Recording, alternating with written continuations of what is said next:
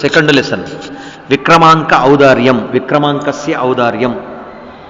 రాజా ఆహవమల్లః కం యువరాజం కర్తుమైచ్ఛత్ తతః కిమభవతు. మహారాజు ఆహవమల్లుడు ఎవరిని యువరాజుగా చేయాలనుకునేనో అంతట ఏమి జరిగినది? First question. సెకండ్, విక్రమాంకదేవస్య ఉదార శీలం వర్ణయత. విక్రమాంక దేవుని యొక్క ఔదార్య గుణము వర్ణించండి. కవి పరిచయం. విక్రమాంకస్య ఔదార్యం అను పాఠము బిల్హనుడు రచించిన విక్రమాంక దేవచరితం అను కావ్యములోని 3వ సర్గ నుండి స్వీకరింపబడినది. Side heading. విక్రమాదిత్యుని యువరాజుగా చేయగోరుట. కర్ణాటక ప్రాంతమున పరిపాలించుచున్న ఆహవమల్లునకు సోమదేవుడు, విక్రమాదిత్యుడు, జయసింహుడు అను 3 కుమారులు ఉన్నారు. వీరిలో 2వ కుమారుడైన విక్రమాదిత్యుడు అన్ని విద్యలలో నిష్ణాతుడు.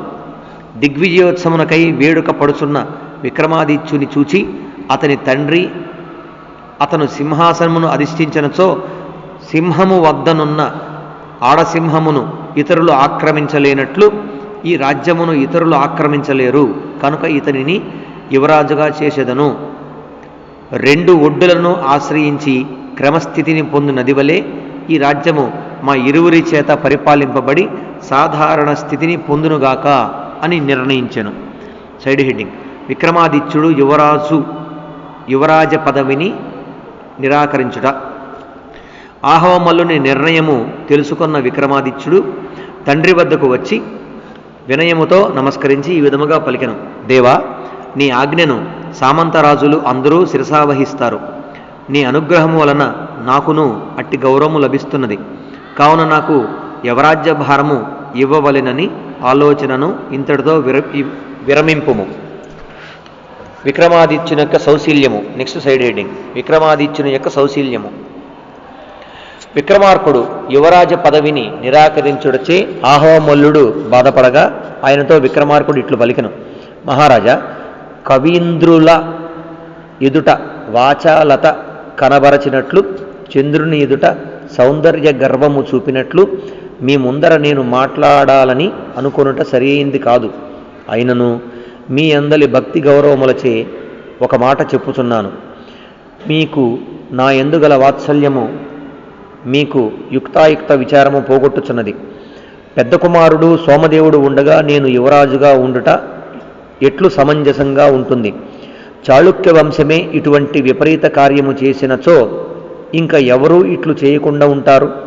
ఇట్టి విపరీత కార్యములచే మలినమైన ఈ యువరాజ పదవి నాకు ఏమీ సుఖమును ఇచ్చును? అన్నగారి ముఖము వాడిపోగా నేను యువరాజుగా ఉండుటకు అంగీకరించినచో నేనే చాళుక్య వంశమునకు మొదట కళంకము వ్రాసిన వాడినవుతాను. ఈ రాజ్యము చేపట్టుటకు అన్నగారైన సోమదేవుడు యోగ్యుడు. అతనిని యువరాజుగా చేయము. నేను మీ ఇద్దరికీ తోడుగా ఉండి దిగ్విజయము చేసి వచ్చేదను. శ్రీరాముని తండ్రి అక్రమముగా భరతునికి పట్టాభిషేకము చేయుట చేత కదా స్త్రీలోలుడు అను అపకీర్తి వచ్చినది. ఆ వచ్చిన అపకీర్తి నేటికీ గ్రంథములందు వ్రాయబడుచున్నది. నా యందలి మీ పక్షపాతము అపకీర్తిని తెచ్చిపెట్టును. కనుక ఇట్టి అపకీర్తి కలిగించిన ఆలోచనలను వివరింపుము. నన్ను యువరాజును చేయాలనే ఆలోచన మీకు ఎట్లు కలిగినదో నాకు అర్థం కావడం లేదు. Side heading. ఆహవమల్లుడు తన నిర్ణయము సమర్థించుకొనుట.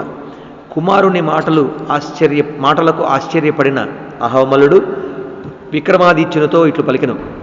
కుమారా, ఈశ్వరుని అనుగ్రహం వలన నీవు నాకు పుట్టిదివి. లేనిచో ఇట్టి మాటలు ఎవరు పలుకుదురు? అందరూ రాజకుమారులు దేనిని కోరుదురో అట్టి రాజ్యలక్ష్మిని నీవు గడ్డి పరకవలే తలచుచున్నావు. సామాన్యులు రాజ్యమును పరిపాలించలేరు. నీవు ఉపదేశించిన విషయములు నాకు తెలియకపోలేదు. నేను కూడా ఈ చాళుక్య వంశమున పుట్టినవాడనే. నీకు రాజ్యము అప్పజెప్పాలనే నా ఆలోచనలో దోషమేమీ లేదు. నన్ను ఎవరూ నిందించరు. సోమదేవుడు రాజోగుటకు అతని జాతకములో గ్రహములు అనుకూలముగా లేవని జ్యోతిష్యులు ఎప్పుడో చెప్పారు. పరమేశ్వరుడు కూడా రాజ్యము పరిపాలించగలిగిన వాడవు నీవేనని పూర్వం చెప్పి ఉన్నాడు. చాళుక్య వంశ ప్రతిష్ట పెరుగును కాక, నిజము తెలుసుకొనిన ఇతర రాజులు నన్ను మెచ్చుకొందురు కాక, నీ పట్ల నాకు గల పక్షపాతము కళంకము లేకపోవునుగాక. కుమార, నిన్ను యువరాజును చేయాలని నా ఈ మాటను సమర్థించుము. నెక్స్ట్ సైడ్ హెడ్డింగ్, విక్రమార్కుడి ఔదార్యము. తండ్రి మాటలు విని విక్రమార్కుడు ఆయనతో ఇట్లు పలికెను, తండ్రి, నా దురదృష్టము చేత మంచి కీర్తికి లోపము చేయు గొప్ప పట్టుదల నీకు కలిగినది. అన్నగారి జాతకమును రాజయోగము లేనిచో, ఈశ్వరునికి అతని యందు అనుగ్రహము లేనిచో నీ కోరిక చివరకు ఎట్లయినను నెరవేరగలదు. కావున ఈ అపకీర్తిని నీ అంతట నీవు తెచ్చుకొనవద్దు, నాకును అపకీర్తి కలిగించవద్దు. అంతేకాక నా వంటి తమ్ముడు అతని ఆజ్ఞను శిరసావహించుచుండగా అతనికి చేతకానిది ఏమీ ఉండదు. అతనికి సింహాసనము ఇవ్వవలసినది. అన్నగారిని రాజుగా మాత్రమే ఉండనిమ్ము, రాజ్యభారము అంతా నేను చూసుకుంటాను. విక్రమాదిత్యుని ఔదార్యమునకు ముచ్చటపడిన ఆహవమల్లుడు విక్రమార్కుడు చెప్పినట్లుగా తన పెద్ద కుమారుడైన సోమదేవునకు యువరాజ పదవిని అప్పగించెను. ముగింపు. ఈ విధముగా విక్రమార్కుడు వరింపవచ్చిన యువరాజ పదవిని నిరాకరించుట ద్వారా తన ఔదార్య గుణమును లోకమునకు తెలియజేసెను.